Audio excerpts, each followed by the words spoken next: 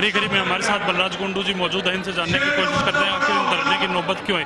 नमस्कार सर। नमस्कार। ये धरने की नौबत आखिर कहाँ, किस वजह से आई है? धरने की नौबत आज पूरे प्रदेश और देश के अंदर आज 3 कानूनों के खिलाफ किसान को मजबूरन ये आंदोलन करने पड़ रहे हैं। और मैं जनता का, ग्रामीण अंचल किसान का प्रतिनिधि होने के नाते ये मेरा धर्म कर्म बनता है कि मुझे उनके लिए लड़ाई लड़ने के लिए आज इस प्रकार से धरना देना पड़ रहा है, ये भूख हड़ताल पे बैठना पड़ रहा है। ये दुर्भाग्य है आज इस देश और प्रदेश का अन्नदाता, कर्मयोगी किसान मजदूर आज इस इतना हताश और निराश है। ये 3 काले कानून उनके ऊपर थोप कर आज पूरे देश के अंदर किसी भी किसान संगठन से इसके ऊपर कोई चर्चा नहीं करना इस बात का संदेशा देता है कि आज ये तानाशाही सरकार सिर्फ और सिर्फ इस पूंजीपतियों की सरकार है, कॉरपोरेट हाउसेज की सरकार है। इनको जो है ना किसान और गरीब से कोई सरोकार नहीं है। ये पूंजीपति लोगों के रिमोट कंट्रोल उनके पास है। और जो ये कानून लागू किए हैं ये अडानी और अंबानी कॉर्पोरेट हाउसेज के लिए हैं, गरीब आदमी को गुलाम और उसको मारने के लिए बनाए गए हैं। उसी के अगेंस्ट ये गरीब मजदूर किसान की न्याय युद्ध की लड़ाई आज उनको उनका हक में लड़ने के लिए उनका आने वाला भविष्य अंधकार में न हो। और आज ये जो आगे महंगाई बढ़ने वाली है इन बिलों की वजह से, आवश्यक वस्तु अधिनियम की वजह से, जमाखोरी, ब्लैक मार्केटिंग, जिससे आने वाले समय में एक गरीब आदमी का जीना हराम मुश्किल हो जाएगा। उसकी अपनी घर की रोजी रोटी चलानी उसके लिए बहुत कठिन काम होगा। इन के खिलाफ ये आज ये आंदोलन युद्ध हमने शुरू किया। बलराज कुंडू ने एक ईमानदार सरकार को समर्थन दिया था, कहीं ना कहीं अब उससे अब पीछे हटते हुए नजर आ रहे हैं। जो सरकार के जो साथ ट्यूनिंग जो आपकी पहले बनी थी वो अब नहीं है, क्या वजह मानते हैं? ये मैं तो बिल्कुल दूर हट चुका हूँ, हटता हुआ नहीं। ये तो मतलब 1.5 महीने बाद ही दूर हट गया था, क्योंकि इनकी असलियत का जो मैंने वहाँ जो देखा, जो इनका मुखौटा, ये दोगला चेहरा, ये तो चोरों का सरदार है हमारा मुख्यमंत्री, सबसे बड़े चोर मंडली का सरदार है। आज ये हिंदुस्तान का सबसे बड़ा चोर, सबसे फेलियर मुख्यमंत्री है। इस प्रदेश को सिवाय लूटने के इसने आज बर्बादी का कगार पे खड़ा कर दिया। आज 2.25 लाख करोड़ के करीब जो ने प्रदेश में कर्जा चढ़ा चुके हैं।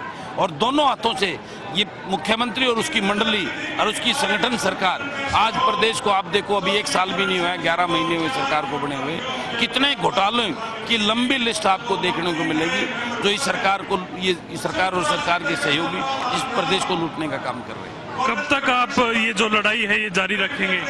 ये लड़ाई जब तक इस किसान मजदूर को न्याय नहीं मिल जाएगा तब तक मैं इन लोगों की आवाज बनकर इस लड़ाई को लड़ता रहूंगा। जनता का और किसानों का आपका जो भरपूर प्यार जो आपको आशीर्वाद के रूप में मिल रहा है जी, उसके बारे में जो लोग कहते हैं कि कांग्रेस प्रायोजित था या फिर कुछ और प्रायोजित था, जो बीजेपी के लोग कह रहे हैं, उसके बारे में आपका क्या कहना है? देखिए, मुझे तो ये बात समझ में नहीं आ रही। कांग्रेस के लोग तो मुझे बीजेपी का प्रायोजित बताते हैं और बीजेपी के लोग मुझे कांग्रेस के द्वारा उसका बताते हैं। पहले तो आपस में फैसला करें कि मैं किसका एजेंट हूँ। मैं जनता का एजेंट हूँ, इस गरीब किसान का, मजदूर का, मेरे वर्ग का, उनका प्रतिनिधि हूँ, उनका वकील बनकर उनकी लड़ाई लड़ूंगा। ये तो इनकी बातों पे क्या विश्वास किया जाए? ये तो किसान को जो है ना देशद्रोही बताने का, अलगाववादी बताने का, आतंकवादी बताने का काम कर रहे हैं। इनके खिलाफ कोई इनकी आवाज उठाता है इनकी गलत चीजों के खिलाफ, उसी को ये देशद्रोही वो बताते हैं, किसी को कांग्रेस बताते हैं, किसी को कुछ बताते हैं। अब जनता इनकी बातों में आने वाली नहीं है। इनके जुमलेबाज जो सरकार जो झूठे, इनसे बड़ा झूठा आज तक दुनिया में कोई आदमी नहीं। 10 तारीख को जो पीपली में जो लाठीचार्ज हुआ था उसको लेकर मुख्यमंत्री कहते हैं कि जो पुलिस ने जो लाठीचार्ज किया था वो आत्मरक्षा के लिए किया था। ये देश का दुर्भाग्य है। इस देश का मुखिया आज इस बात को कहता है, उस किसान का मेरा वर्ग बुजुर्गों में पड़ी एक लाठी जो सभी चैनलों में पूरे देश ने देखी और वो उसको इस नाम देना काम करता है। ये आने वाले समय में ये उनके लिए इतना बड़ा उनकी कब्र में जो है ना खोदने का काम करेगी, उनकी वो चोट एक और आने वाला समय आपको बड़ौदा चुनाव में उस चीज का असर देखना पड़ेगा। प्रदेश के लिए एक नई क्रांति और नई राजनीतिक किरण इस बड़ौदा से पूरे प्रदेश को मिलने वाली है। जेपी दलाल जी, मुंडलाना में जेपी दलाल का विरोध हुआ, उसके बाद एक अगले गांव में वो गए तो वहां उन्होंने कहा था कि 10 से 12 जो टीचर्स हैं पीटीआई, उन्होंने हंगामा खड़ा कर रखा था और कुछ कांग्रेसी थे। उसके बाद जो प्रशासनिक कार्रवाई हुई, जो पुलिस की कार्रवाई हुई, 90 पीटीआई टीचरों पे केस दर्ज हुए, उसके बारे में आप क्या कहें? इसी बात से साबित होता है कि ये लोग कितने झूठे हैं। इनकी अपनी करनी और कथनी को आप देख लीजिए। और ये हाल तो इन बीजेपी वालों के साथ और इनके गठबंधन के जो सहयोगियों के साथ अब पूरे प्रदेश में इनका घेराव होना शुरू हो गया है। आपने देखा हो कल टोहाना के विधायक को 6 तारीख को दुष्यंत चौटाला जी को घेराव कर रहे हैं और इनको अभी वो नायब सैनी को घेर लिया था लोगों ने।